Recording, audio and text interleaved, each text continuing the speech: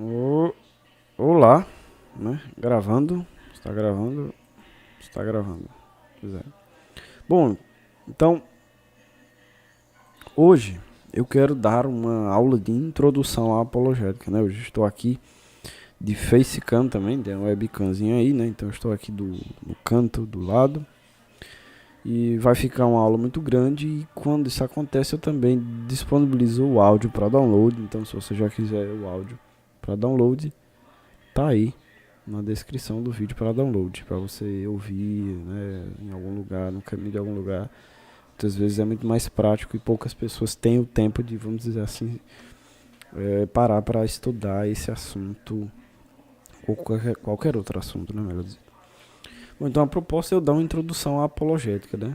Definir ela primeiro de uma forma neutra, depois de uma forma já interpretando ela teologicamente, né? Explicando de maneira bem mais mastigada, né? Para que fique claro, né, para todos, né? Por isso que é uma introdução. Então eu vou cada termo, vamos dizer assim, específico ou incomum, eu vou estar explicando melhor. Uh, Pois bem, e no final, né? Eu vou não vou abordar tanto aqui da história da apologética, eu vou dar uma passagem rápida, né? Bem rápida.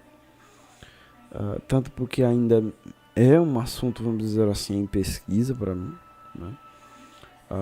Determinados pontos da história, né? Não são, é claro, conhecidos, tão bem conhecidos pela academia como um todo, né? Assim, academia, digo, por exemplo, né? Os livros dos grandes historiadores, a história da igreja, né? E etc. Bom, só um minutinho aqui e... Pois é, voltei aqui e vamos lá, né? Que é isso? Ah, Pois bem, uma introdução apologética, né? Eu vou tentar deixar o slide também para download em PDF, né? O que é apologética, né? A própria palavra apologética, ela tem uma origem grega, né? Da palavra apologia, né? Que está no Novo Testamento, aparece no mínimo uma vez, né? Em 1 Pedro 3,15, a gente vai olhar alguns versos que, vamos dizer assim, legitimam a apologética, né? Endossam, ordenam, né? Incentivam, né? A apologética, a prática da apologética. Mas isso é mais pra frente, então enfim. E simplesmente você fazer uma apologia ou alguma coisa, né? Uma apologia, né? Ou apologética, né? A questão só de sufixo, né? O finalzinho da palavra. É você defender alguma coisa, né? Defender. Então você tem, por exemplo, famosa texto de Platão, né? Que é a apologia de Sócrates, que é o julgamento de Sócrates, né? Ele, qual você tem aquela estrutura do julgamento onde Sócrates estava fazendo apologia a ele, estava defendendo ele para que ele não fosse condenado, né? Na acusação lá de Meleto, que acusou ele de corromper os jovens de Atenas, e ele também tinha sido acusado de ateísmo, né? Na verdade, uma acusação totalmente sem fundamento, né? A apologética, né, de maneira neutra ainda, estou definindo, sem interpretá-la, eu vou interpretá-la daqui a pouco já com, né, as premissas, os entendimentos, os pressupostos da escritura, né, da palavra, né, uma cosmovisão bíblica com a visão de mundo que a Bíblia dá, e já explicando pressuposto, premissa, isso são entendimentos, gente, são coisas que a gente já assume como verdadeiras e usa para pensar, para, né, formular questões, né, que já assume como verdadeiras para chegar a outros entendimentos, outras conclusões, etc. Né? Isso são pressupostos, né, ou premissas. Né? Se você puder, também já, né, depois ou antes, ter uma base, um estudo básico de lógica, né, de filosofia, né, no caso, nas áreas principalmente da lógica e da epistemologia. Isso vai te ajudar a ter uma introdução boa de apologética e também, claro, da teologia em si. Eu não estou aqui gravando essa aula estritamente somente para cristãos, mas qualquer um que estiver interessado em conhecer a apologética cristã, mas que também é uma aula, vamos dizer assim, voltada a cristãos que querem conhecer, na verdade, e também praticar a apologética, que estão, né, ou se reconhecerão como apologistas. Bom, a apologética também pode ser encarada como um ramo da teologia, né? No sentido de que, ao redor da história, os teólogos, né? Aqueles que, né, que estudavam, tentavam, né, buscar conhecimento sobre Deus, já no contexto, vamos dizer assim, cristão, eles fizeram apologia, né? Portanto, desse sentido, a apologética é uma prática, vamos dizer assim, teológica também, e que faz parte da teologia, né? E ela, em si mesmo, ela começou, né?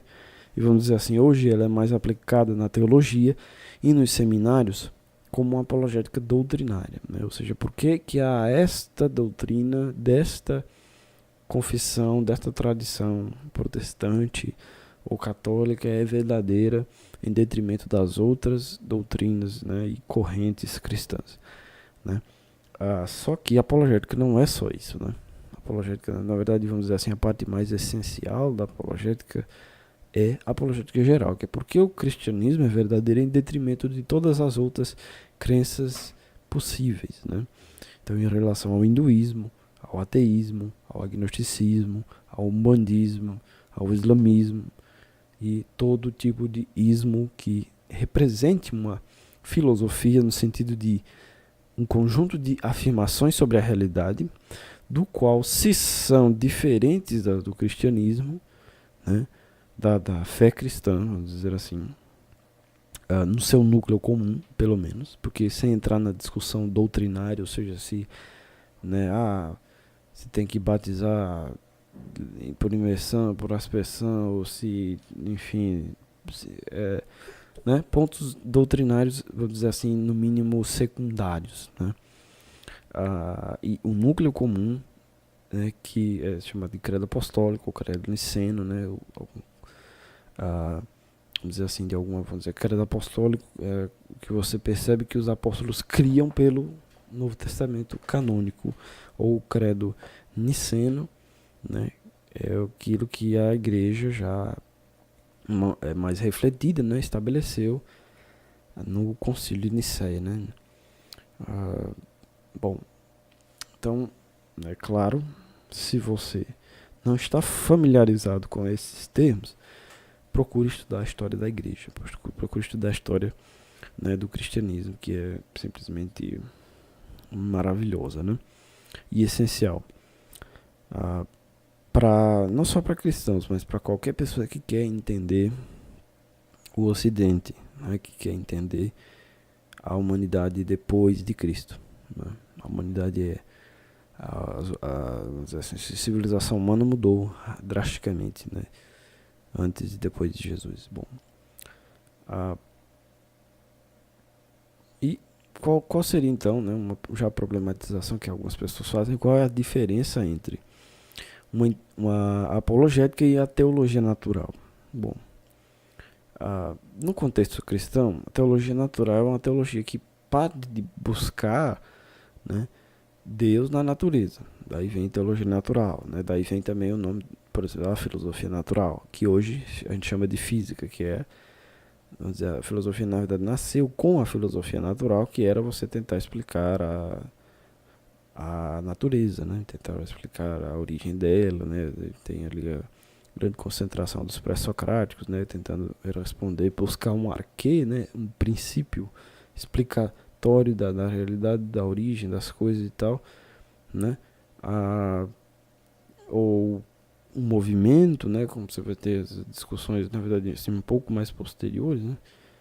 ah, que vai depois ser incorporado na mecânica, né, da física, mudou, né, no caso o nome, era filosofia natural, ainda era filosofia natural no tempo de Newton, no livro de Newton é Princípios Matemáticos da Filosofia Natural, e enfim, essas distinções a gente não vai entrar tanto aqui, da questão da física e da filosofia. Mas enfim, nesse sentido, natural é que parte da natureza. E quando parte da natureza, procurando Deus, procurando a revelação de Deus na natureza, etc., tentando fazer uma teologia natural, é também uma atividade apologética, porque isso pode defender a revelação. Isso pode defender Deus. Isso pode defender a existência de Deus, a revelação de Deus na natureza. Então é uma atividade teológica também apologética, mas que a apologética em si mesma não é a teologia natural. A teologia natural pode ser encarada como um ramo da apologética, né? E a apologética também como um ramo da teologia, né?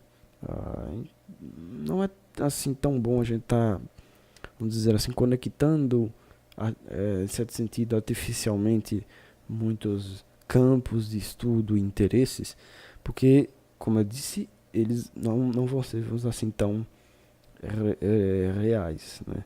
No sentido de que é muito mais interessante nós pensarmos essas coisas como ação, não necessariamente que parte de um campo, de uma tradução, de uma tradição intelectual própria, mas sim de que é uma ação, uma atividade específica, né?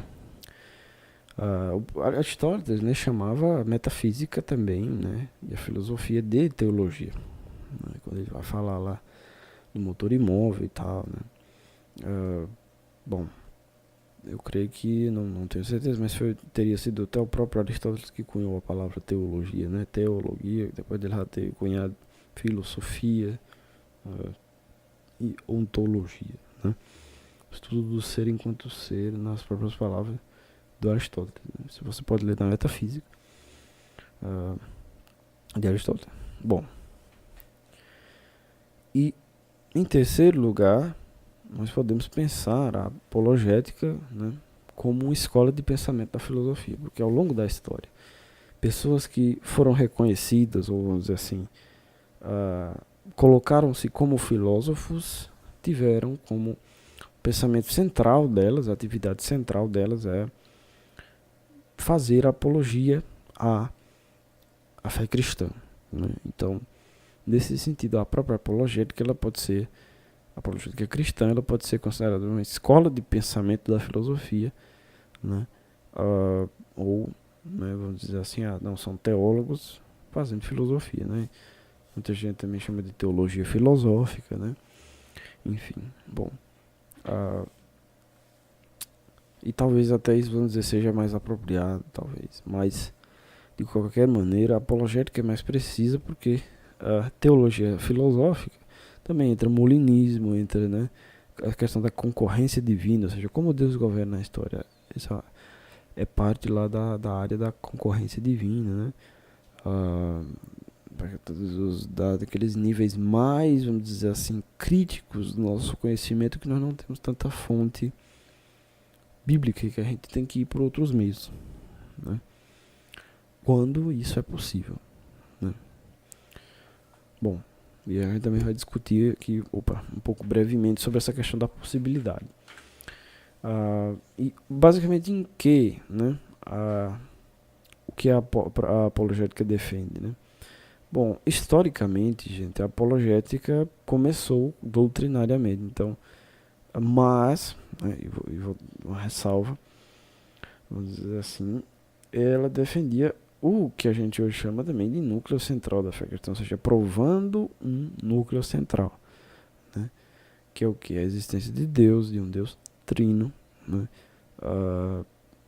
a divindade de Cristo. Cristo é um ser divino, isso é um ponto inquestionável, que é verdadeiro intrinsecamente na doutrina cristã, né? E a inspiração, vamos dizer assim, das escrituras e a maneira, vamos dizer assim, de pensar a inspiração divina, ela não é tão assim, ortodoxa, né, em certo sentido. Como é que eu posso dizer? Não foi tão homogêneo, né? Não foi tão igual entre si, entre todos os pensadores, né? Bom, hoje a apologética, né, vamos falar que é o século XXI, século XX, ela tem, né, porque o que tem hoje no mundo é cristão, né, é pessoas que já conhecem, vamos dizer assim, o movimento cristão, a religião cristã, não necessariamente Cristo Jesus, né? É diferente você conhecer Jesus de você conhecer o cristianismo, né? Muito diferente. Você só conhece Cristo por um encontro, né? E o cristianismo você conhece lendo a Bíblia, abrindo livros, enfim, ouvindo cristãos, né? Enfim, bom. E hoje, né, vamos dizer assim, já partindo, vamos dizer assim, da maneira que o William Lane Craig, né, aborda essa questão da defesa da apologética, porque, né, bom, se você não sabe quem é o William Lane Craig, se você continuar a estudar na apologética, você vai logo aprendendo mais, mas ele é um dos eminentes apologistas contemporâneos, né, dessa época, filósofo, teólogo, né, ele e eminente, né, publicador, debatedor, né, influenciador, né, dessa época, né, do qual esse que vos fala e muitos outros devemos muito, né, em certo sentido, e que Deus usou ele, né, como instrumento para nos ajudar na nossa fé, na compreensão e etc., entre outros pontos, né, também culturais, vamos dizer assim, né, que o legado que ainda está em atividade do William Craig já veio aqui, acho que umas 2 ou 3 vezes no Brasil, veio agora recentemente, né, esse ano, para um evento, passou em universidades, né, além da Mackenzie, né, quando ele tinha feito na primeira vez, enfim, bom. E ele, né, coloca, não, nós temos que defender, nós temos que se preocupar na apologética com o núcleo comum, né, entre as doutrinas, entre a fé cristã, né, que foi o que Lewis chamou de mere Christianity, né, mero cristianismo, que as traduções brasileiras adotam como cristianismo puro e simples, ou seja, só um núcleo básico da fé, né. O Lewis era um anglicano, mas ora ele também não concordava com várias coisas da igreja anglicana, né? Muita gente acusa ele de pelagiano, de que o homem pode salvar-se sozinho e tal. Enfim, mas ele frequentava, né, a igreja anglicana e tal, mas isso não é sinônimo de que ele era teologicamente anglicano também. Ele sempre foi, né, vamos dizer assim, um cristão em formação teológica, né? Como todos nós devemos ser, mas, né, o que ele se preocupava em defender nos seus livros? O cristianismo, por exemplo, ele não defendia o cristianismo anglicano, né? Então é nesse sentido que a gente deve se ocupar aos núcleos básicos, que é o que? A existência de Deus, a divindade de Cristo, né? E a inspiração das escrituras em nível elevado, né? Bom, então é nesse sentido, né? Não que as discussões doutrinárias não sejam importantes, é claro que é importante, né? Inclusive, você não pode defender a existência de Deus, a divindade de Cristo, sem a doutrina fundamental verdadeira que faz parte do credo apostólico da Trindade, né? Pedro fala do Deus Pai, o Evangelho de João fala que o Logos era Deus, o Logos estava, não, quer dizer, o Logos estava com Deus, o Logos era Deus, o Logos se fez carne, falando claramente de Cristo e tal, né? Enfim, e o Espírito Santo é colocado como um ser pessoal, né? E é chamado como Espírito Santo de Deus. Então você vê, né, já com grande facilidade a natureza trina de Deus, né? Bom, no cristianismo puro e simples, né, vamos dizer assim, porque o cristianismo dos apóstolos é o cristianismo, vamos dizer assim, necessário. Depois a igreja foi racionalizando certas coisas, né? Ou seja, né, então Deus Jesus é Deus. Como Jesus é? Como é? Né? Ou seja, como se dá essa coisa, né? Não é aquele como idiota, né, dos leigos, assim. Como assim? De que a pessoa coloca uma impossibilidade que ela mesma não consegue defender. Então por que é impossível? A pessoa não consegue justificar isso, né?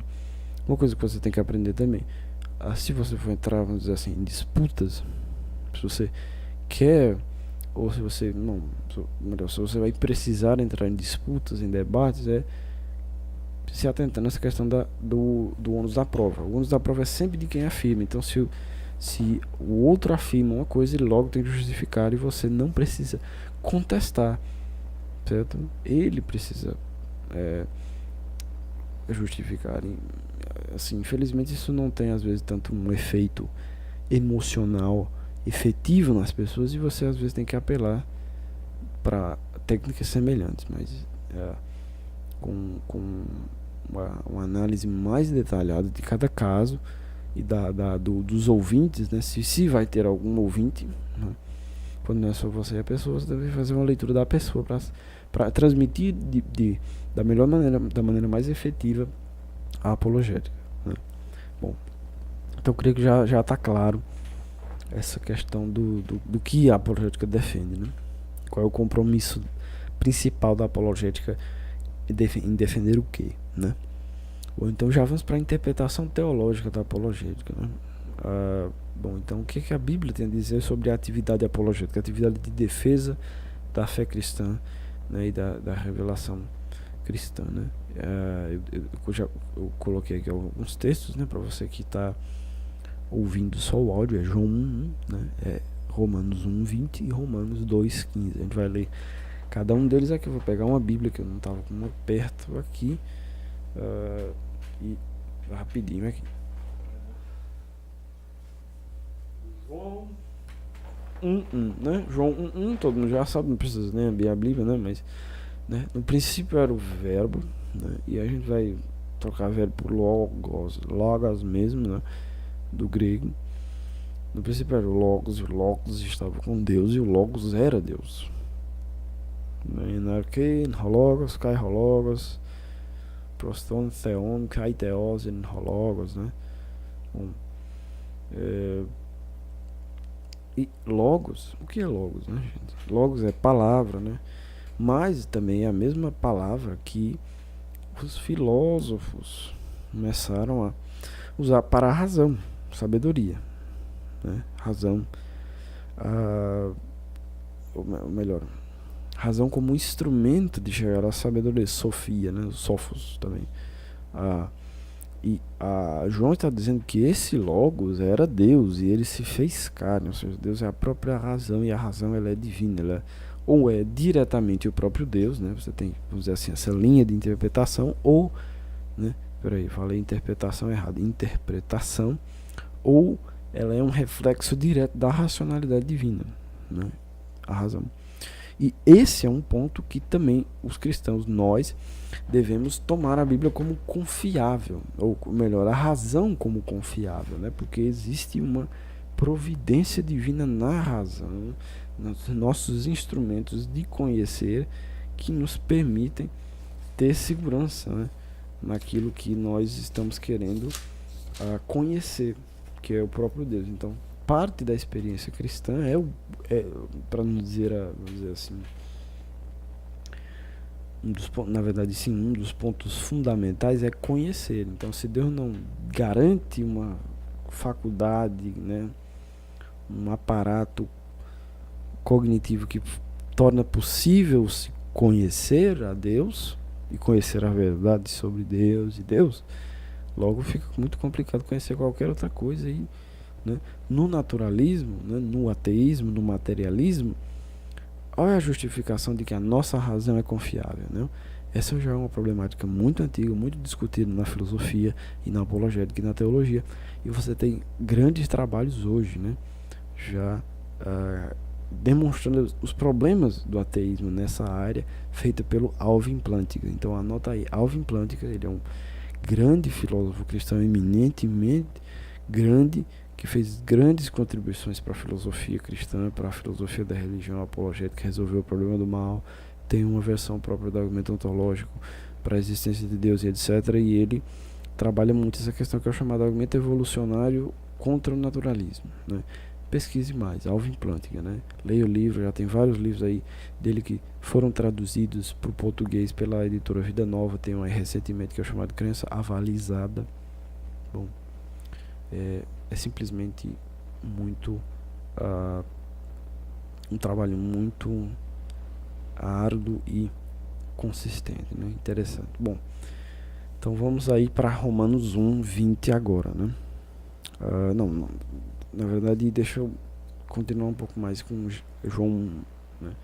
Então, nesse sentido, não só para nós confiarmos, mas para que nós usemos a própria razão e que não a neguemos quando ela aparentemente levar a contradições teológicas ou contradições, né, na realidade, né, ontológicas.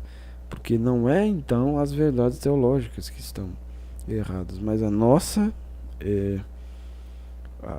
conclusão. Portanto, a gente vai rever se realmente a gente compreendeu o que a Bíblia diz, né, e tal, e se a gente realmente usou, né, toda a razão para escrutínio para chegar a uma conclusão considerável sobre a existência de Deus, sobre a inspiração das Escrituras, sobre a verdade do cristianismo, sobre o testemunho do Espírito Santo, etc, etc, etc, em certo sentido do testemunho do Espírito Santo também.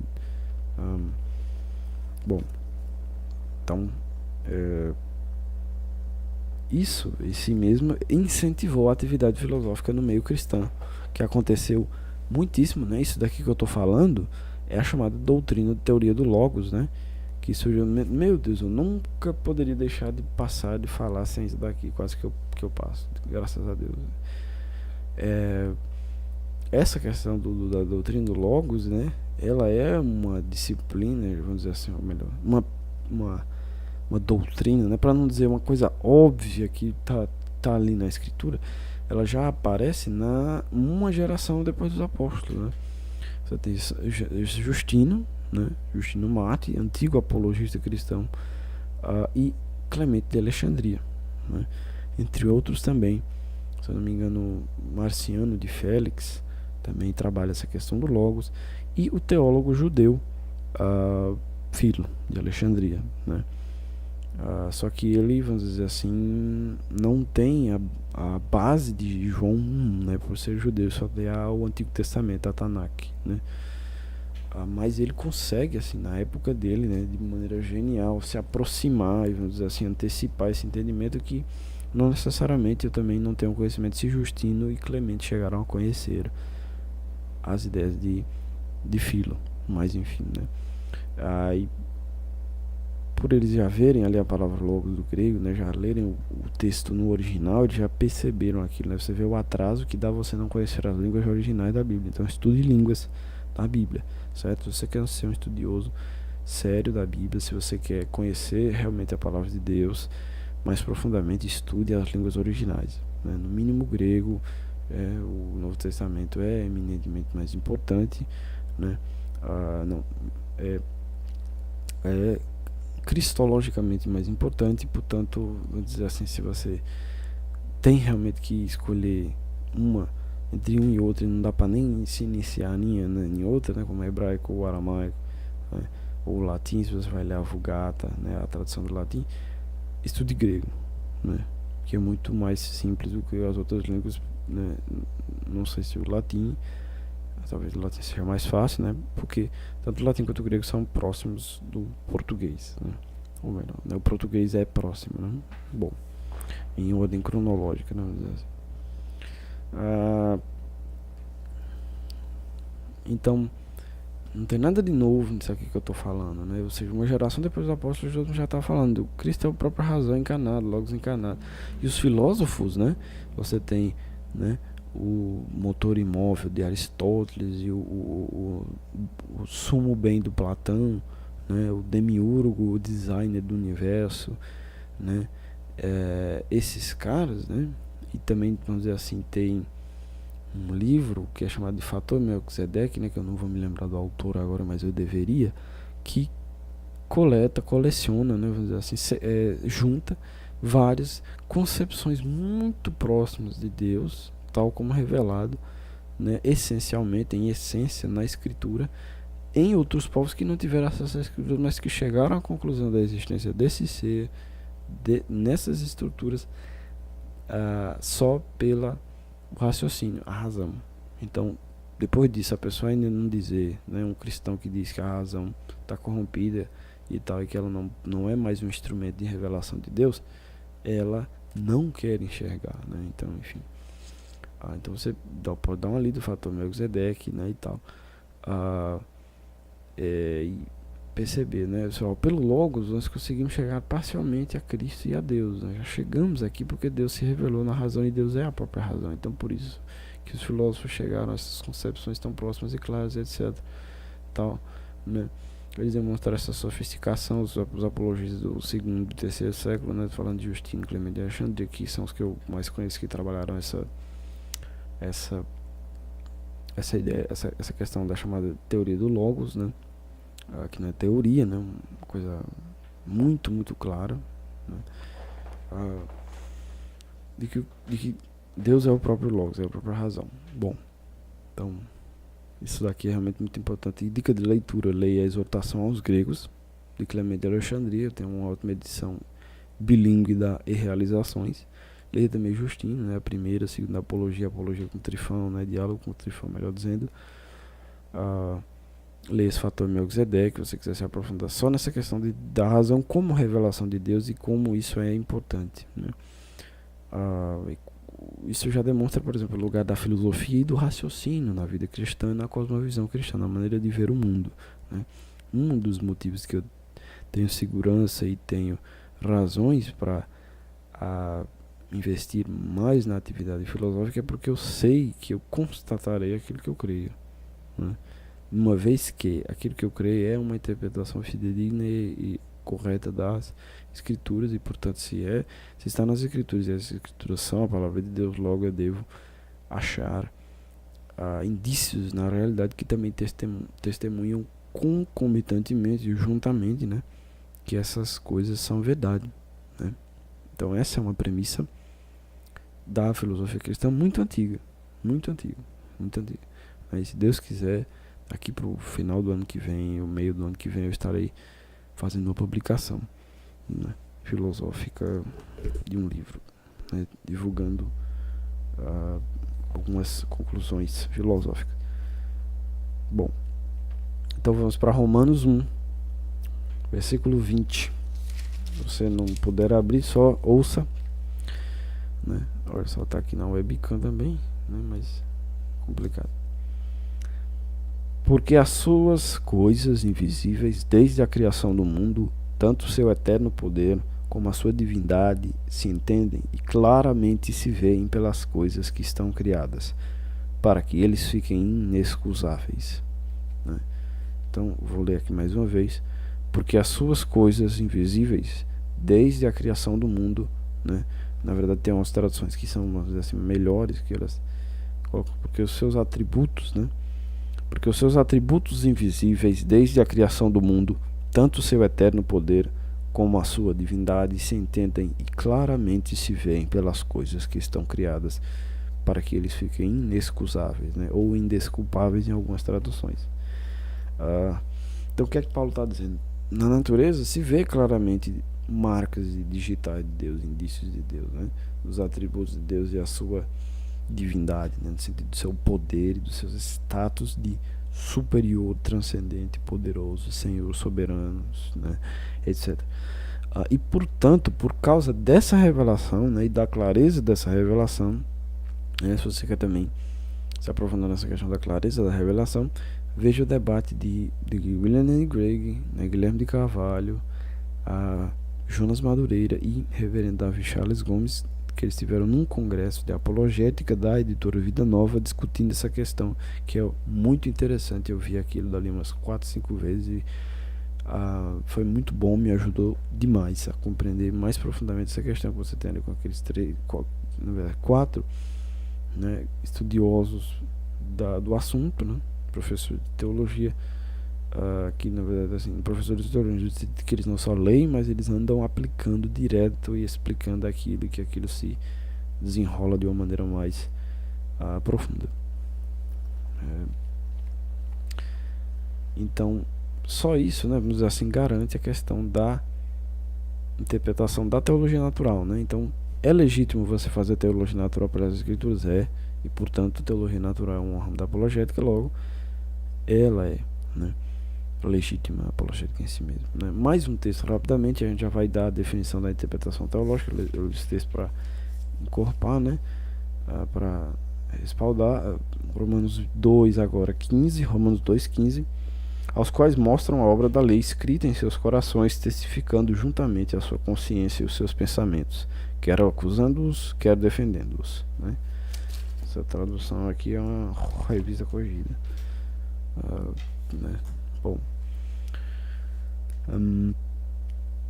simplesmente esse texto que Paulo fala do que veio a ser chamado, né, no contexto apologético e também filosófico e teológico, de lei moral. É um testemunho de Deus na própria consciência humana da nossa ética, da nossa moralidade, do nosso conjunto de valores que determina se uma ação é aceitável ou não, se ela é correta ou errada, né? Então, o que ele está dizendo é justamente isso, de que Deus, né, das leis escritas em seu coração, né? E escritas por quem, né? Senão Deus, né? Nesse sentido bíblico, nesse contexto bíblico já, né? Que testemunham juntamente com a consciência. Então isso que Paulo está falando foi chamado de lei moral, né? Ou seja, está falando de uma lei, de uma coisa que testemunha na consciência, que está escrito no coração, etc., que testemunha da revelação de Deus também, quando os pagãos e pessoas, né, que não tiveram acesso à revelação especial de Deus, não tiveram, vamos dizer assim, um acompanhamento direto de Deus, que foi exclusivo da descendência de Abraão por um bom tempo, eles tiveram outros acessos e outros meios de chegar a Deus. Uma é a própria razão, outra é a natureza, outra é a lei que está no seu coração, né? Você tem lá também Paulo falando sobre isso em Atos 17, e Paulo e outro apóstolo, que eu não vou me lembrar o nome agora, chegando numa cidade e as pessoas os adoram. Eles fizeram um milagre, né, lá, e depois as pessoas começaram a adorar eles como se fosse Deus, né? Um como se fosse Júpiter e o outro como se fosse não sei o que, né? Júpiter seria o outro nome de Zeus. E ele diz: não me adorem porque eu sou homem como vocês. Deus cuidou de vocês. Então ele vai falar assim, assado, através das colheitas e tal, nesse sentido. Deus sempre cuidou da humanidade inteira, mas que ele estava ali com Abraão, a descendência de Abraão, por uma promessa, para um propósito específico, né? Que na verdade tinha como objetivo depois explodir para o mundo inteiro com a consumação e a encarnação dele, morte, paixão e ressurreição por amor de nós. Amém. Bom, então vamos continuar. Então a interpretação teológica da apologética é o que? A busca. Então isso daqui é para você, apologista, você que já sabe que Deus te chamou para mestre, né? Que te chamou para apologista. Para você, teólogo cristão, é o que, né? É a busca, elucidação e sistematização e exposição, né?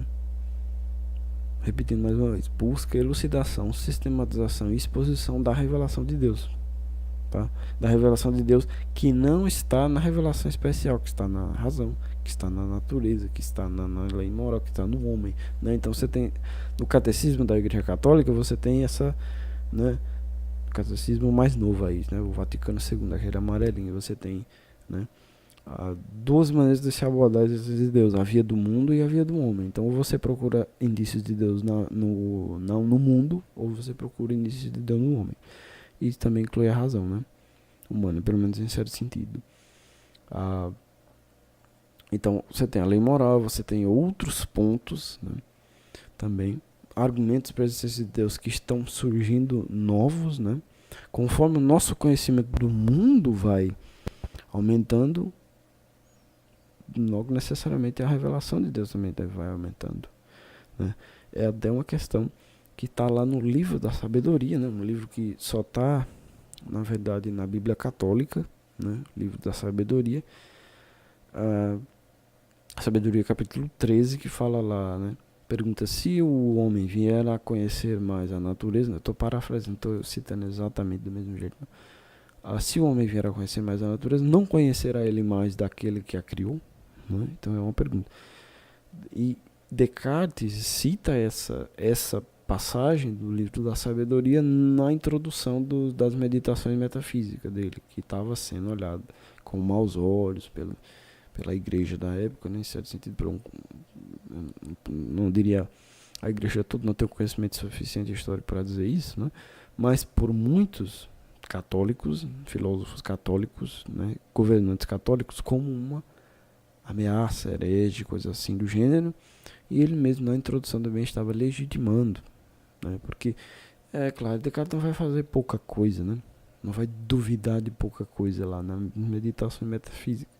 Portanto, ele coloca, não, isso daqui é legítimo biblicamente, tá? Porque, né, e a física, a fisiologia, a ciência que ele tava cada vez mais, vamos dizer assim, queimando naquela época ali, bem próxima, né, chamada Revolução Científica. Eu não sei se Descartes é exatamente contemporâneo a Galileu. Não, a Galileu sim, mas eu não sei se é Copérnico. Então você já tem essas grandes figuras dessa chamada Revolução Científica, né, no sentido de que as pessoas começaram a trabalhar mais em experimentação e desafiar ideias antigas, e portanto os historiadores chamaram esse período de Revolução Científica. Não é que houve uma revolução organizada, não tem nada a ver, tá? Pois bem, então o que é apologética? A interpretação teológica apologética, ou seja, falando pela realidade, porque o cristianismo, para nós cristãos, para nós apologistas cristãos, para nós teólogos cristãos, para nós filósofos cristãos, para nós cristãos convictos, sem a besteira da neutralidade, eu sou neutrinho, né?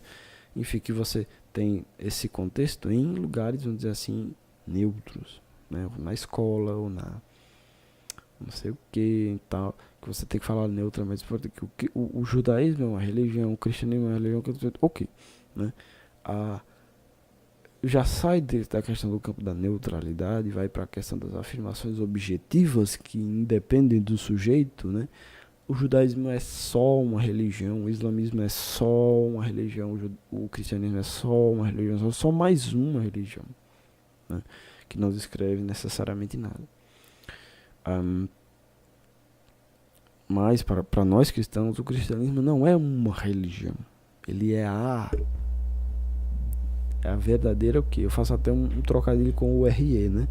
RE, né? O cristianismo não é uma religião. Ele é uma religião, ele não é só uma religião, em certo sentido, no sentido de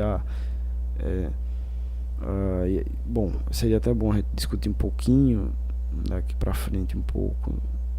Na verdade eu vou trazer um vídeo só sobre essa questão do conceito de religião, né? Não vou me ater aqui, mas enfim, é um sistema de afirmações sobre a realidade. Isso é a melhor maneira de se definir religião, né? E aí o cristianismo não é uma religião, ele não é só uma religião, ele é a descrição verdadeira da realidade, né? Então daí vem religião, realidade. Então nesse sentido nós podemos dizer que o cristianismo não é uma religião, o cristianismo é a realidade. Bom, isso é o cristianismo, né? Isso é o que a gente entende, defende que seja o que a gente chama de cristianismo, é a realidade, é a descrição da realidade, da condição humana, da verdade, da concepção da natureza da divindade de Deus, de Cristo, né? Então todos esses pontos são o que a gente chama hoje de cristianismo, fé cristã, etc. Próximo, né? Eu coloquei esse ponto aqui que é chamado caso cumulativo, né? Para os já crentes, né? Que tem aqui, só se fazendo a citação de 1 Pedro 2, capítulo 2, versículo 2. E o que aqui tem lá? É simplesmente Pedro dizendo: se é que já experimentaram que o Senhor é bom.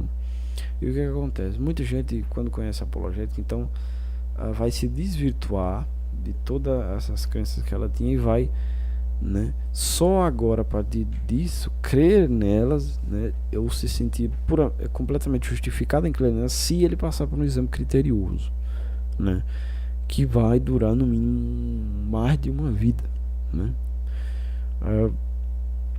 Então essa questão do caso cumulativo, eu estou dizendo, você não precisa jogar fora todas as experiências que você já teve com Deus porque você está com uma dúvida ou outra por causa dessa aula, por causa de outra aula, e agora só começar a apologética, só se afirmar como cristão e etc, só depois de você estudar muito apologética e dizer, realmente eu me convenci, novamente, ou me convenci de que a fé cristã é verdade. Você não precisa fazer isso, né? Isso foi, vamos dizer assim, uma coisa que eu custei para aprender, mas que você deve tomar como caso acumulativo as suas experiências, né? Ou melhor, clarificar mais as suas experiências e buscar experiências concomitantemente, juntamente, não só respostas, tá? Para as suas questões, para as suas dúvidas, para as dúvidas de outra pessoa, né? Etc. Mas tomar isso como caso cumulativo, juntamente com as suas experiências com o próprio Deus vivo, né? Tem um videozinho no canal do Craig que eu editei só sobre essa questão, que é chamado conhecimento limitado e conhecimento de Deus, né? Que o melhor, conhecimento de Deus e conhecimento limitado. Não, é o contrário. Você procura aí no canal, vou deixar acho que na descrição, né? Se eu me lembrar, mas está aí no canal, se você pegar.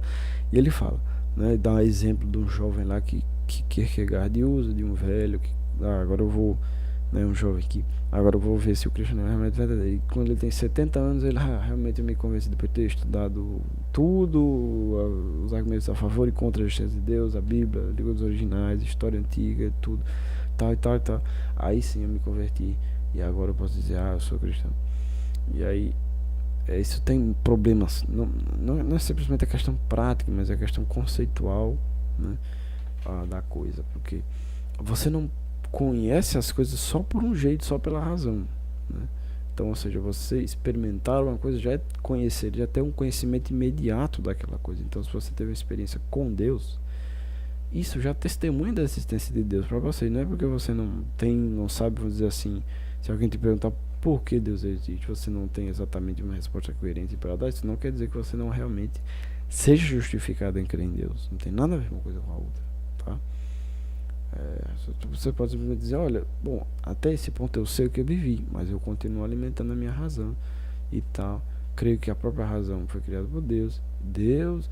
Tenho confiança na minha razão por causa de Deus, e etc, etc, etc. Pontos epistemológicos que, bom, essas coisas também não eram tão acessíveis e não são hoje, né? E portanto isso atrapalhou um pouco na minha, vamos dizer assim, caminhada apologética, que tem no mínimo 2 anos. No mínimo 2 anos e pouco, tá? Então, gente, isso é muito importante, né? Não abandone as outras formas de conhecimento, né? Tua experiência, ela testemunha, né? Obviamente que se aquilo não fosse verdade, se aquilo não existisse, essa experiência não aconteceria. E aí entra a questão de Pedro, se é que provaste que o Senhor é benigno. Porque tem muita gente que está na igreja, como eu, vamos dizer assim, foi muito onde ia para os cultos, não era crente, não conhecia Jesus, não vivia, não se arrependia dos pecados, etc. E portanto nunca experimentou que o Senhor é benigno, nunca teve uma experiência com Deus, né? Isso infelizmente acaba variando de igreja para igreja, porque tem igrejas que você é lotado de experiência com Deus, o crente, o fiel, na própria conversão dele já é uma coisa direta, mas quer dizer que também esse tipo, vamos dizer assim, de cristianismo sem experiência com Deus não existe nas igrejas. Na verdade existe sim, existe vários, o familiar que vai junto, o filho, a esposa, etc. Mas que a quantidade é maior nessas igrejas que hoje em dia priorizam a adoração, chamado mover, etc. Uma bênção, né? Tem uma gratidão e uma importância muito grande a ressaltar a questão da adoração e da experiência de Deus na adoração. Bom, que vai ficar para uma outra oportunidade no caso, mas enfim. Então, parte dessa complicação foi a minha certa ausência de experiências com Deus e a minha, vamos dizer assim, falta de inteligência, né, também, porque eu fui aprendendo muito mais coisas e depois de conhecer a apologia, depois de conhecer William Lane Craig, a filosofia analítica, a lógica, etc., a minha, vamos dizer assim, capacidade intelectual aumentou muito mais, foi muito mais aguçada, né, combinado com a criatividade que eu já tinha, né, como todos têm também. Isso faz com que a gente racionalize muito melhor as nossas próprias experiências. Ou seja, peraí, eu sei o que eu vivi, isso aqui testemunha da minha fé, né? A minha própria conversão, coisas que eu fazia que eu não me arrependia, que eu comecei a me arrepender. Esse é o constrangimento do Espírito Santo, porque é o Espírito Santo que convence do pecado, da justiça e do juízo. E hoje eu posso dizer para você que a minha principal experiência com Deus não é um sentimento que eu senti, como as pessoas falam, eu senti a presença de Deus, que tem realmente pessoas que sentem, e é um sentimento singular, elas relatam, né? Eu penso ter no mínimo 2 vezes já chegado bem próximo disso, né? Em cultos, né? E eu nem estava tão envolvido, certo? Nem estava tão envolvido na adoração ali.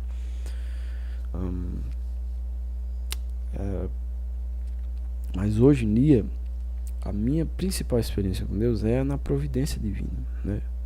O que é isso, Jonathan? Deixa eu explicar para quem não conhece. A providência divina é a agência de Deus na história, né? Deus, nós falamos por palavras, Deus fala por fatos, né? A palavra de Deus é a própria história, né? Não é à toa que a Bíblia é o que mais de, eu me arrisco a dizer, 70%, quase 80% da Bíblia é história. São narrativas de pessoas interagindo com Deus, né? Ou interagindo com a palavra de Deus, né? Ou sendo guiadas por Deus. E progressivamente Deus vai aparecendo menos na Bíblia, né? Ao chegar lá nas cartas dos apóstolos, né? E tal, em Atos, que só às vezes manda um salve, né? Nesse sentido, assim, vulgar, né? Vulgar não, popular. E tal, e que, né? Não é aquela coisa tão presente, vamos dizer assim, com Abraão, de que ele descia e falava com ele e tal, né? A expressão descer também é muito interessante. Não tem nenhuma implicações ufológicas nenhuma, né? Isso é uma coisa de besteira. Você pode procurar um podcast aí do William Negre que ele já coloca isso claro, tá? E portanto, gente, uma coisa que a gente tem que perceber é que os fatos não são. É porque as pessoas, né, infelizmente, praticam um ateísmo cristão. Vive como cristãos, crendo nas cristãos, só que vive como se Deus não existisse, né? Deus, eu vou pra igreja, tal, dou medo e tal, e nada, não faz uma oração. A última vez que essa pessoa fez uma oração foi 5, 6 anos atrás, quando ela estava doente, com assim, e graça que a gente tem que pedir oração para essas pessoas. Que não procuram enxergar na ordem dos eventos, que é guiada por Deus, não é mero acaso, um significado, palavras de Deus. Deus fala pelos eventos. E hoje a minha maior experiência com Deus é na providência divina, é ver Deus falando comigo a partir dos eventos, de coisas que aconteceram, detalhes, gente, na minha história, que me dirigiram para coisas que eram melhor, coisas que eu queria que não deu certo e que depois eu percebi, então foi por isso que deu errado. E foi por isso que eu ganhei isso aqui, ou porque eu deixei de ganhar isso aqui. Foi para que isso aqui desse certo e isso não. Para que eu aprendesse isso aqui. Deus me tratando, Deus falando comigo a partir dessa questão da providência divina, né? Vou trazer, vamos dizer assim, um vídeo mais detalhado dessa questão da minha experiência cristã, das minhas experiências com Deus, da minha conversão e do meu reconhecimento, do meu auto-reconhecimento, né, de eu me reconhecer como um chamado, porque o chamado você não é que inventa, é Deus que designa o de cada um, tá? Então isso é intrínseco. Eu devia falar olhando para a webcam, né? Que bom, perdão. A minha maior experiência com Deus hoje é a providência divina. Não tem experiência melhor também, assim, para mim, né? No caso, Deus varia. Deus não age se revela, vamos dizer assim, igualmente nas questões das revelações específicas da mesma maneira. Tem gente que tem experiência de Deus com cura, com visão, né? Com, enfim, demônios, exorcismos pesados, coisas assim. Todas essas coisas testemunham que a fé cristã é verdadeira, né? Bom, então é nesse sentido, tome como caso cumulativo. Se você não provou ainda, busque experiências com Deus. Se achegue a Deus e Deus chegará a você. Isso é uma promessa da Bíblia. Vá com fé, crendo, porque Deus precisa de fé para ser agradado.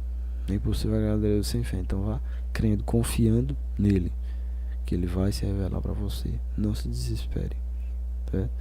Deus se revela de 2 maneiras no mínimo, que é pela experiência e pela razão. Você tanto pode concluir que Deus existe, como você pode experimentar o próprio Deus ativo no mundo.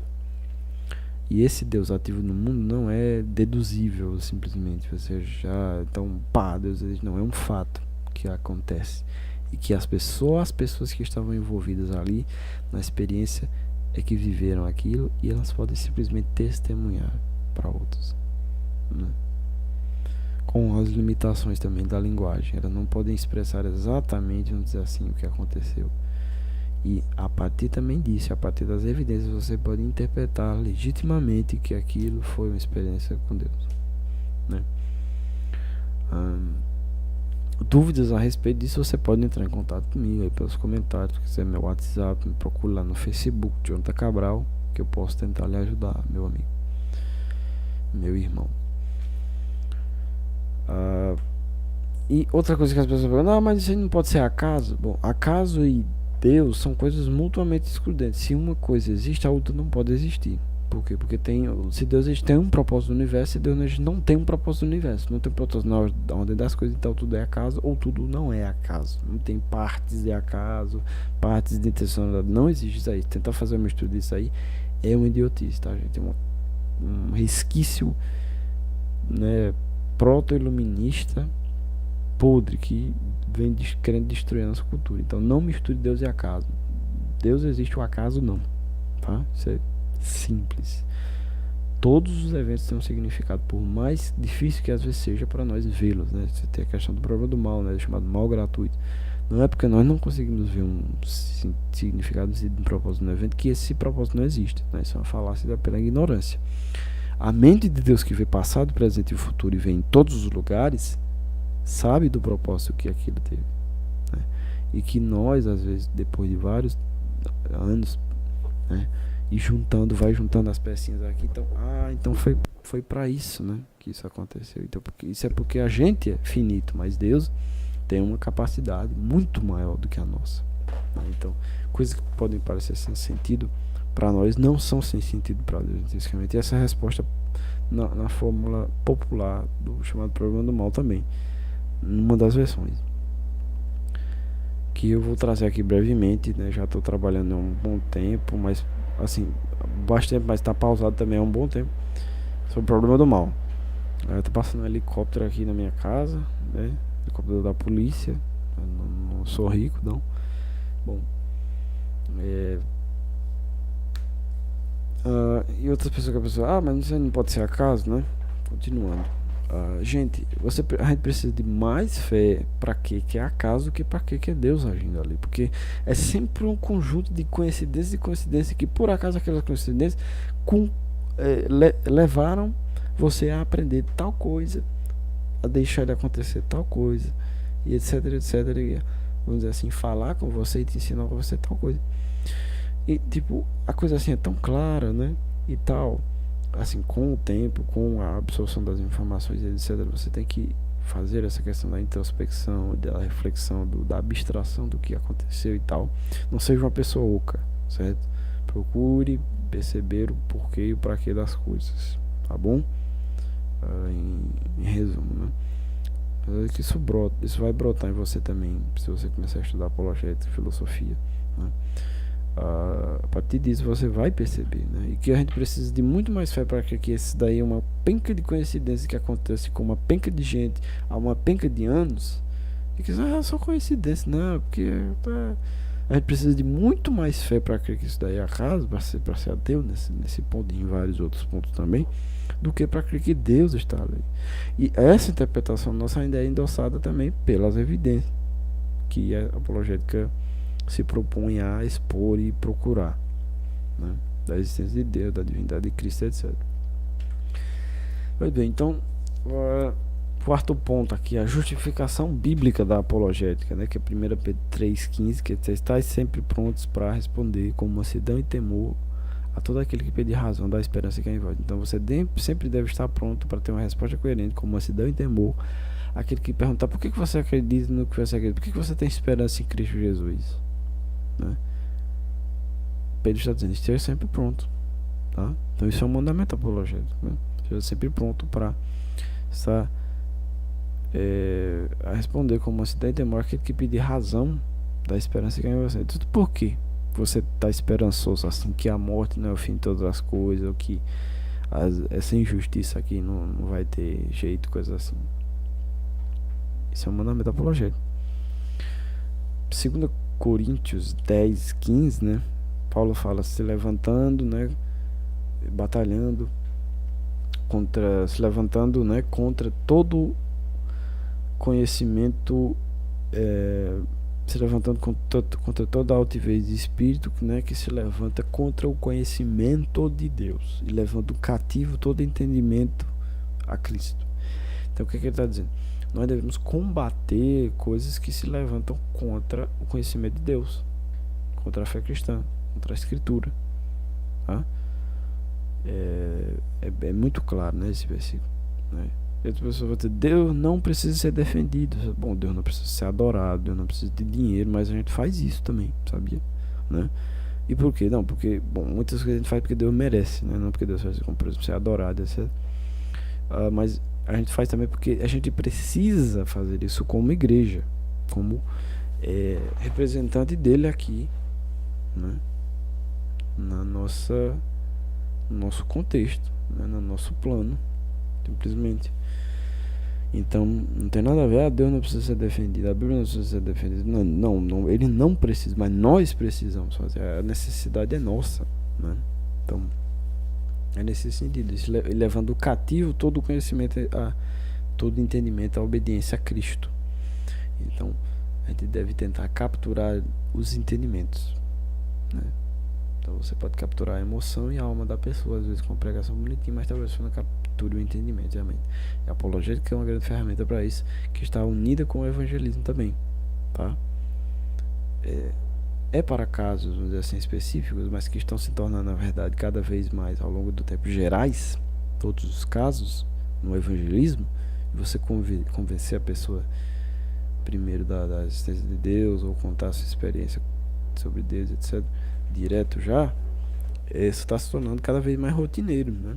Não é só a dor de cabeça exclusiva de universitário ou de, enfim, pessoas específicas, não, mas está se tornando cada vez mais geral. Então, nesse ponto que você deve, por exemplo, se você está me ouvindo e é crente, você deve se atualizar mais, né, e tal. Se você congrega na sua igreja e tal, você ajuda o pessoal do evangelismo, você estuda mais, quiser oferecer um curso, preparar para estudar junto e tal. Mexo muitos fogos aqui porque tá tendo desfile na minha cidade.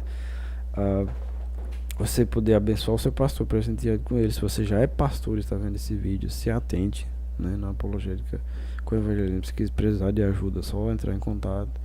Eu também penso em elaborar algum material sobre essa questão prática do apologética no evangelismo, qual é a melhor maneira de abordar, né? O melhor, se caso abordar, como abordar, porque você não vai chegar, bom, então, você acredita em Deus? Você vai dizer, não, mas Deus existe por causa disso aqui. Não, então você vai dizer, falando disso aqui, as pessoas não acreditam. Você não acredita por quê? Aí você começa a conversar, tá. Pronto. Nesse sentido, a segunda opção seria uma abordagem mais saudável para você e para a pessoa, e mais amigável, né? Essa questão que é muito complicada, que em muitos casos dá raiva, né? A pessoa sabe que debate com ateu na internet e tal, que discute com ateus de níveis intelectuais diferentes, né? Que na verdade, eu estou falando aqui dos que dão mais raiva do nível intelectual mais baixo, mais burro, mais teimoso e mais leigo possível, né? Que chega a irritar, né? Que você tem vontade de xingar o cara, né? E que uma coisa que o Ravi Zacarias trabalha, como falar, né, debater, discutir de uma maneira não adversária, de que você coloca em pé de guerra, coisa. Não, cara, isso é difícil, relativamente difícil, mas que a gente vai devagarzinho e tal, né, na calma, na mansidão e no temor, como fala lá em 1 Pedro 3,15. Né? Não precisa ter todas as respostas, né? Obviamente. Olha, cara, você fez uma pergunta interessante, né? Eu vou estudar a respeito. Nunca tinha pensado sobre isso, não. Mas olha, eu quero também compartilhar com você meu testemunho, minha experiência. Eu sei o que eu vivi e tal. Beleza? Valeu. Quer estudar essa questão comigo? Convidar o cara, sei o que e tal. Vamos falar com a pessoa que conhece mais e tal. Bom, enfim. Em vários meses você. Opa, deixa eu ir aqui rapidamente. Nossa, tive que atender aqui o telefone rapidinho e já vi que esse vídeo já vai em 1 hora, né? Mas a gente já tá bem próximo do final, certo? Outro verso que eu coloquei, Provérbios 22:7, que diz assim, filho, você sabe, tem alguma coisa para responder àquele que me despreza. Então a gente já interpreta isso aí como sendo o próprio Deus falando com a gente, né? Ah, porque a gente seja sábio, procura sabedoria para ter alguma coisa a responder àquele que despreza ele, despreza Deus, Deus de Israel. Então isso é um mandamento apologético também. Isso, a possibilidade, a justificação da apologética já deriva das coisas que a gente falou antes, né? Da revelação do Logos, da natureza, etc. Também. Ah, então, por último, agora a gente vai dar um exemplo, né, de apologética, né? Por exemplo, a gente, né, a apologética defende a existência de Deus, que Deus existe. E um famoso argumento e um dos mais poderosos, né, argumentos para a existência de Deus é o chamado argumento cosmológico Kalam. Falando um pouco da história desse argumento, ele é um argumento que foi concebido por Al-Ghazali, que foi um teólogo e filósofo muçulmano. Você vai, como assim muçulmano e tal, né? Tem gente que acha estranho. Bom, gente, Al-Ghazali estava pensando Deus, porque simplesmente o que Maomé fez em certo sentido foi, né, uma reinterpretação da escritura da Bíblia. E Allah, né, é Deus em árabe. Então Allah é muito semelhante a Deus, porque vamos dizer Allah em certo sentido, né, não sendo assim incisivo diretamente, porque eu também não tenho tanto conhecimento do Islã, né? Na verdade, ou melhor, o meu conhecimento do Islã é muito substancial, né? Nunca li o Corão ainda, né? E daqui a uns anos ainda, né, não é o meu foco de apologética, adquirir um Corão e estudar mais profundamente o Islã. Bom, Allah é uma representação de Deus, né, em certo sentido. Bom, e tem os atributos semelhantes, né? Assim como você diz, não, então Yahweh, né? Elohim, Jeová é o Deus que nós chamamos, que está na Bíblia hebraica, que é o Antigo Testamento. Então é nesse sentido a verossimilidade, né? Semelhança. Então por isso não tem nenhuma contradição, e esse argumento é válido para qualquer pessoa que acredite que Deus existe no sentido monoteísta abraâmico, né? Ou seja, da fé cristã, ou melhor, da fé monoteísta de um único Deus abraâmica, que deriva da tradição de Abraão, vamos dizer assim, que é judaísmo, cristianismo e por fim a última que surgiu, islamismo, tá?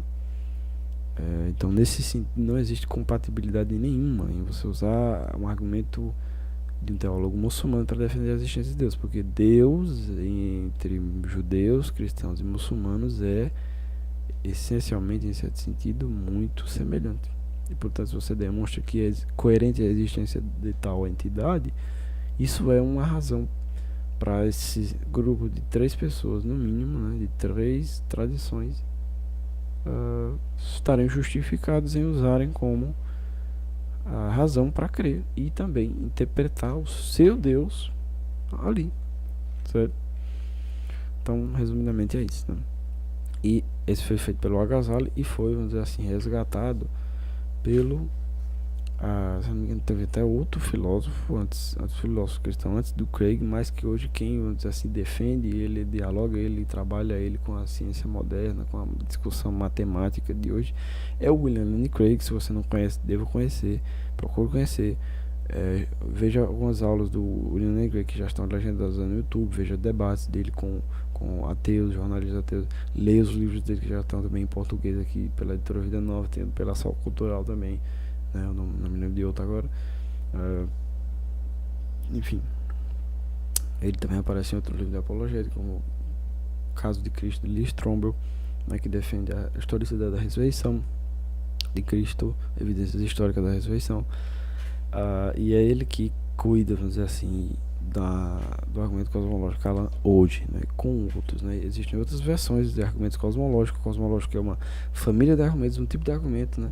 Argumento cosmológico é um tipo de argumento que parte normalmente da questão da origem do mundo para chegar em Deus, né? Então isso é o que caracteriza um argumento cosmológico. Tem um argumento cosmológico de São Tomás de Aquino, de Leibniz, né, de Anselmo de Cantuária. Você tem muitas formulações de argumentos cosmológicos durante a história e contemporaneamente também. Bom, então vamos seguir. O argumento cosmológico Kalam, né, ele é exemplificado, já colocado da maneira entre três premissas, né? Se você já provavelmente já captou o que é premissa, né?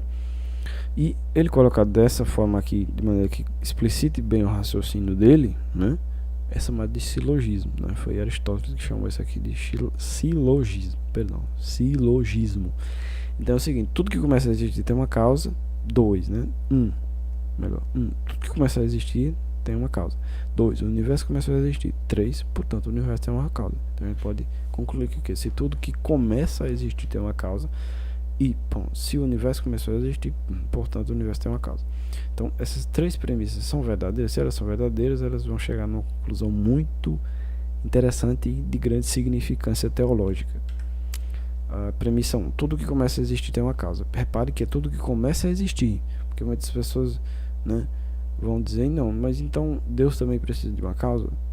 Bom, Deus não começou a existir, portanto Deus não precisa de uma causa. Nós estamos raciocinando no sentido de que coisas que começam a existir precisam de uma causa que levaram elas a vir a existir. Coisas que nunca vieram a existir, mas que sempre estiveram existindo, não necessitariam de causa para virem a existir, porque nunca vieram, nunca deixaram de estar ali, tá?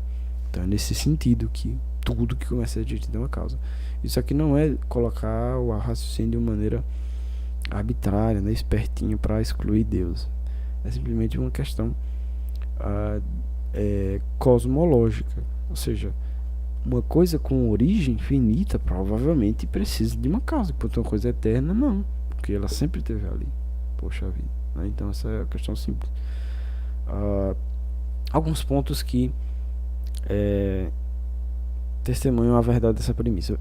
Esse é um princípio observável, né, de que tudo começa a existir uma causa, e empiricamente comprovável, né? Ou seja, isso faz parte da investigação empírica, da investigação científica. Tudo, né, que acontece, vamos dizer assim também, e tudo que começa a existir, né, tem uma causa. Então a questão é você colocar aqui, tudo que começa a existir tem uma causa, ou tudo que vem a existir tem uma causa. Tudo que vem a existir também é uma bolsa, não me engano, é exatamente desse jeito que o Craig coloca no Em Guarda e no Apologética Contemporânea. Eu ainda tenho que ler o Apologética Contemporânea, né? Porque é bem mais aprofundado do que Em Guarda. Bom, a lei da casualidade, né, que é justamente essa noção de causa e efeito e tal, que é uma das bases da ciência moderna e da antiga metafísica também, que está viva, né? Claro, é muito mais provável do que a sua negação. Ou seja, então assim, é absurdo crer que as coisas começam a existir sem causa, né? Porque a gente não vê isso em lugar nenhum e tal, e que essas coisas não só, vamos dizer assim, parecem ser verdade no horizonte observável, assim, no horizonte material. Não, bom, então isso aqui só age no universo. Não, mas o próprio universo em si também deve, porque isso é um princípio que provavelmente rege a realidade, né? Ou seja, nos nossos pensamentos, causas e efeitos estão imperando também. Isso causa isso, que causa aquilo e tal, que essa conclusão causa essa outra e tal. Então, longe do princípio da causalidade ser simplesmente uma lei da natureza que também se aplica ao universo como um todo, assim como a lei da termodinâmica se aplica ao universo como um todo, e é por isso que muitos cientistas têm inferido a finitude do universo a partir da segunda lei, que a lei da casualidade vai deixar de se aplicar ao universo como um todo, né? Então não tem cabimento mesmo, né? Então simplesmente é absurdo crer que as coisas começam a existir sem uma causa. Portanto, pela absurdidade da negação, é mais provável a sua afirmação. Temos de probabilidade. Isso é um princípio explicado pelo Craig, né?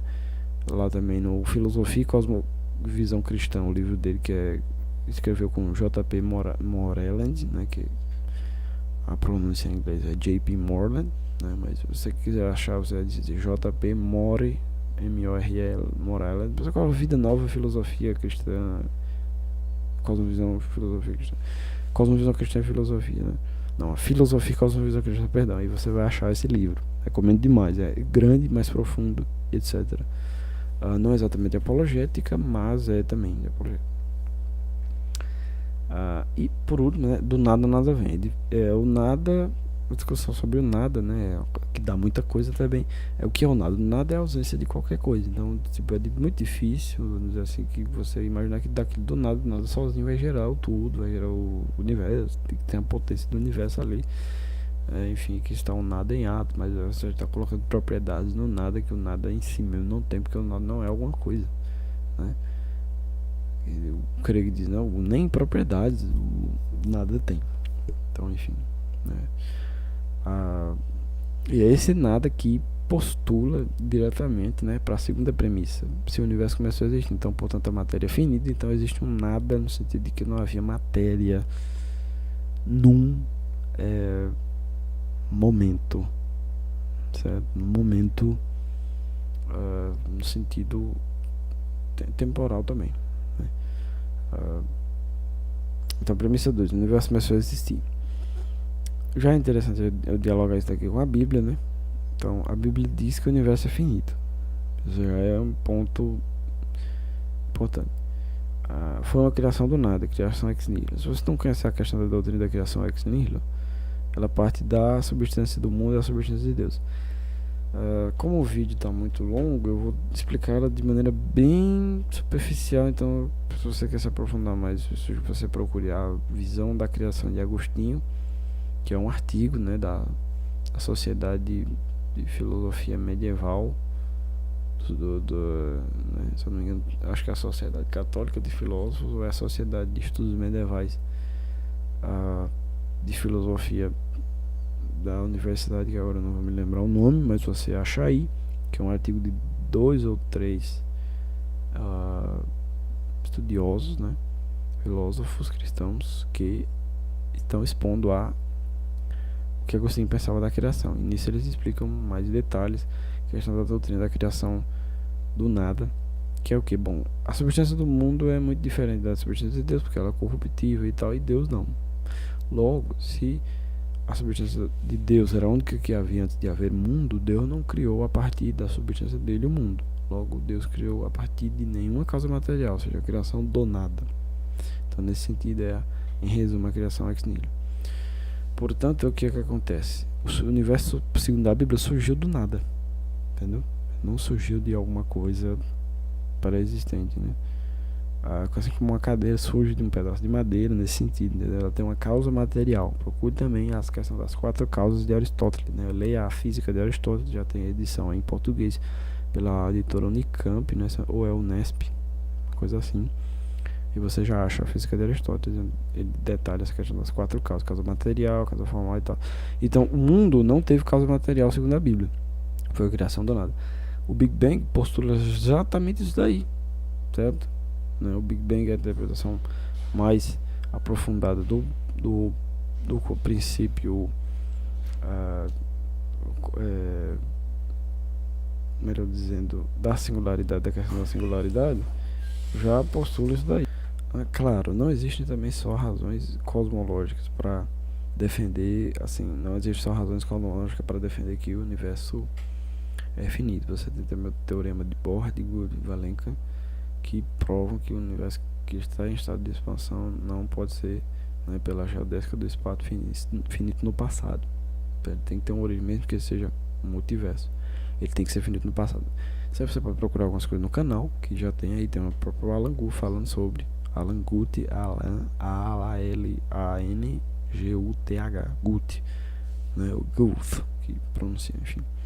Aí você vai achar mais a questão das evidências científicas para a finitude do universo, e também tem as questões das evidências filosófico-matemáticas, né, que é de Algazar. Então veja as aulas do grego que estão lá legendadas no canal do Gilberto Santos, você vai se aprofundar mais e perceber, né, que independente de se alguns cosmólogos ainda hoje defendem o universo eterno, como por exemplo o Sean Carroll, né, que debateu com Greg e outros, é filosoficamente e metafisicamente complicado você defender isso, porque bom, uma das maneiras de expressar um problema filosófico da eternidade do passado é essa daqui. Bom, agora são 8h30, né? Eu graças a Deus, arrumei um jeito bom de explicar isso aqui, que é com a hora. Então agora são 8h30. A distância entre 8h30, né, 20 e 30 e 20 e 31 é finita, né? finita de 1 minuto. Mas a distância entre 20 e 30 e o passado é infinita, porque o passado é infinito. Então, ou seja, para a gente chegar em 8 e 30, teria de ter passado um número infinito de minutos. E se tivesse tido passado um número infinito de minutos, nunca se chegaria em 8 e 30. Porque 8 e 30, ou melhor, porque nunca acabariam os infinitos segundos antes de 8 e 30. Então, como nós estamos em 8 e 30? Como nós estamos agora em 20 e 30, 8 horas da noite e 30 minutos, 8 e meia, né? Então, simplesmente seria impossível. Logo, necessariamente, provavelmente, o passado é finito. Portanto, se atesta para um universo finito. Outras coisas que as pessoas precisam saber sobre a questão do começo do universo e a Bíblia. A Bíblia não tem nada a dizer sobre a idade do universo. Essa questão de dizer que a Bíblia diz que o universo tem 6 mil anos, 10 mil anos, é cálculos infundados que partem por vários lugares onde a gente não sabe quanto tempo se passou de um lugar para o outro, tomam dias de Gênesis como literais de 24 horas que não são.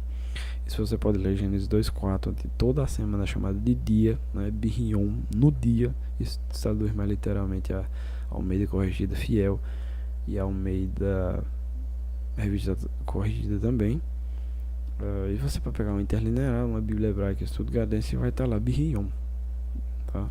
Né? Yom, sabe, né? Yom, dia, no hebraico, Yom Kippur. Birrion é no. Também pode ser traduzido em, né? Bom, o sétimo dia, né? Em resumo, sobre a questão dos dias literais não serem literais 24 horas, a gente também tem um vídeo aí no canal, você pode assistir, que é o do Greg, porque os dias não são literais de 24 horas. Enfim, então isso chega para chegar num ponto que é o que, portanto, o Big Bang não é compatível com a Bíblia e também serve como um ponto de raciocínio para atestar a premissa 2 e que sim, o universo começou a existir. A conclusão é que o que? Se o universo começou, ou melhor, se tudo que começa a existir tem uma causa, tudo que vai existir tem uma causa, o universo começa a existir, portanto o universo tem uma causa. Logo nós chegamos na questão da causa do universo. Então o universo tem uma causa. Que causa é essa? Dedutivamente, ela é a definição de Deus, por causa das condições ali. Ou seja, se a matéria e o espaço são finitas, logo a causa deveria ser imaterial, deveria ser espacial, atemporal, ou seja, está fora do tempo e, portanto, eterna. Deveria ser não causada, né? Porque ela sempre existiu. Então não precisa de causa. Deve ser muito poderosa para gerar um efeito como o universo. E por último, ela deve ser pessoal. Tem um vídeo só sobre isso aí no canal, mas é simplesmente porque ela é uma causa que tem um efeito finito, mas que ela é infinita. Então, como seria possível isso? Só é possível se a causa fosse pessoal, se a causa fosse um agente consciente, com vontade, que conseguisse conter as propriedades e gerar um universo, né? Diferente de um pedaço de matéria inanimada, que se você colocar um material inflamável e jogar um fósforo lá, puf, vai dar. Mas se o fósforo tem vontade e consegue conter, vamos dizer assim, as suas chamas, não acender, não vai ter fogo. Então, enfim, assista o vídeo lá do canal. Portanto, é isso, né, gente? Essa daqui é a introdução. Foi uma passagem bem rápida assim pelo Kalan, né? Eu já tentei gravar essa aula aqui, acho que umas 5 vezes e deu errado, toda vez. Mas graças a Deus deu certo agora. E eu acho que ficou muito melhor, muito mesmo melhor do que todas as outras. E portanto, gente, é isso. Eu também vou trazer depois um vídeo só sobre o Kalan, premissa por premissa, tratando várias objeções, etc. Apresentando só o Kalan, porque o Kalan é muito poderoso, é um argumento muito poderoso para a existência de Deus, para a existência de um Deus também, nesse sentido. Porque, bom, a gente não chega em Cristo Jesus a partir do Kalan, a gente chega num Criador do Universo. A gente interpreta como Cristo pelas nossas experiências e também pelas evidências históricas da ressurreição, tá? Tô falando nós, a apologética contemporânea. Bom, então é isso. Que Deus abençoe a sua vida. Espero que tenha sido enriquecedor para a sua fé ou para a sua busca, se você ainda não é cristão. Eu sou muito aberto a conversar com todos os grandes céticos sinceros que estão aí em busca de respostas da verdade sobre tudo, né? Então converse comigo, eu quero lhe ouvir. Eu também quero ensinar coisas que eu aprendi, né? Assim como na verdade eu sou um cético. Então, não no sentido prático, né? No sentido epistemológico, não.